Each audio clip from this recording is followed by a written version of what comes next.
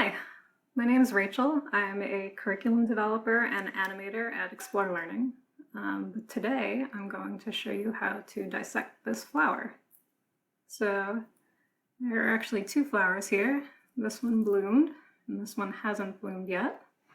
So the first thing we're going to do is look at the sepals, which are the leaves that cover the flower before it blooms. So on the outside of the flower, you can see these green leaves. That's the sepal. They're small leaves that protect the flower before it blooms. So when the flower is small, the leaves protect it, and then when the flower blooms, it opens up like this. So first I'm going to start by peeling off these leaves.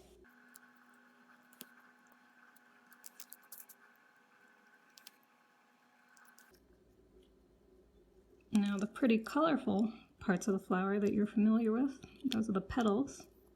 See this flower has pink petals, and flowers have different colored petals, and the bright colors are usually used to attract insects so that the flowers can be pollinated. So now I'm going to take off the petals.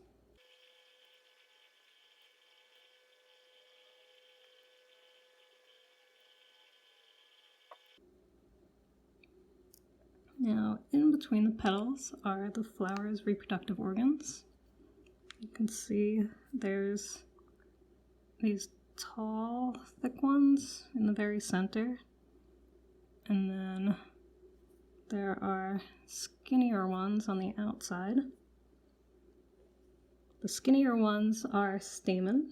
Those are the male reproductive organs. The little stalk is called a filament, and the top structure is called an anther. And on the anther, you'll be able to find the pollen. They're very small, so you can barely see them here. In the middle are the female reproductive organs. It's called a pistil. This long part is called a style. There's a stigma at the top that can be sticky so that pollen sticks to it.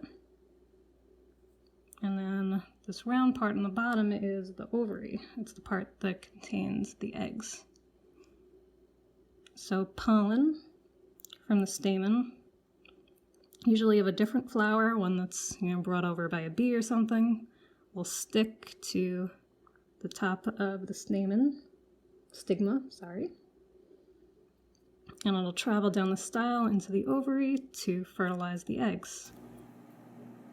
Now, on the Explore Learning website, we could use a gizmo to learn more about different parts of the flower. So to do that, we go to explorelearning.com and click on Find Gizmo, and then we'll start typing in flower pollination. You can choose it here.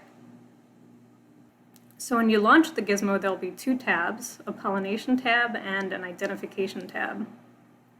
If we click on the identification tab, we can use that to label the different parts of the plant.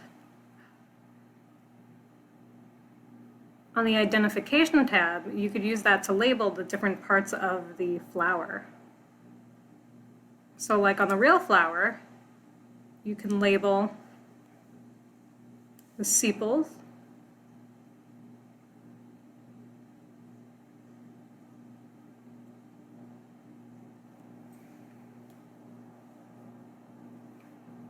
the anther and filaments,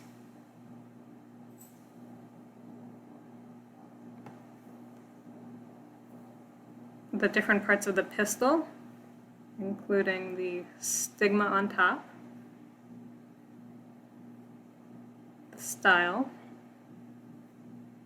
and the ovary,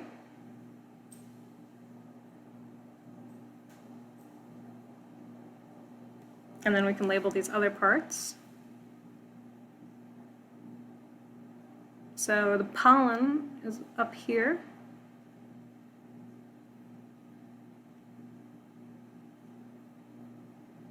And the pollen will go into the pistil using these pollen tubes. So that's this label. And down inside the ovary are the ovules, which are the egg cells. So there's that label. And the last one I didn't do are the petals around the outside.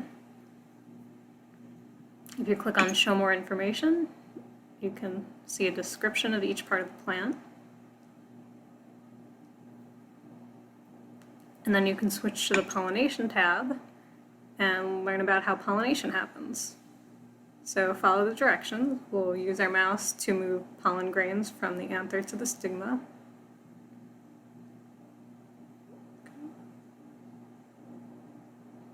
Pollen grains stick to the stigma, and when we click on the style, you can watch the pollen grains go into the ovary. So now we're going to drag sperm cells onto the different ovules in the ovary. After the ovules have been fertilized by the sperm cells, the petals will fall off, so we'll click on the petals to watch them fall off.